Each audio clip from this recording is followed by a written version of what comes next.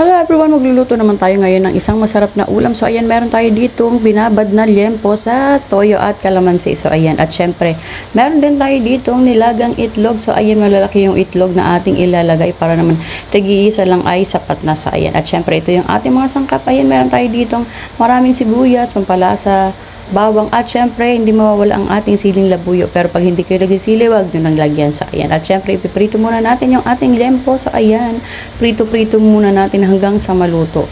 So ayan, at syempre yung pinagprituan dyan ko na rin igigisa yung ating sibuyas, at yung sibuyas na yan yung lalagay natin kapag luto na yung ating liempo. At syempre yan, ginisa ko na rin yung mga iba pang sangkap, sibuyas, bawang, at syempre ayan, nilagyan na natin yan yung pinagbabaran, at dadagdagan din natin syempre ng tubig. Hindi ko na pinakita sa inyo, pero dinagdagan ko yun ng tubig kasi konti lang naman yung pinagbabara ng ating liempo na toyo at kalamansi. So ayan, lagyan rin natin ng tubig para may sabaw.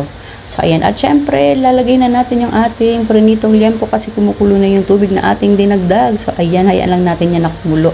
At syempre ayan, para lumambot yung ating liempo, pabayaan lang natin na kumulo yung ating tubig na nilagay. At syempre dahil luto na yung ating liempo, ayan, nilagay ko na rin ang itlog, at syempre pakukuluin din natin yan mga ilang minuto para naman yung ating sabaw ay mag-absorb sa ating itlog, para naman yung itlog pa lang ay talaga namang ulam na at yung sabaw. So eto na nga, ayan, ang bilis lang, o diba, luto na yung ating adobong liempo na may itlog. So yan, itry ninyo ito, panigurado magugustuhan ninyo dahil itlog pa lang ay talaga ng ulam na, at yung sabaw ay nako, talaga namang matatakam kayo. At syempre yung sibuyas makakain nyo rin, basta igisan nyo muna. Thank you for watching everyone.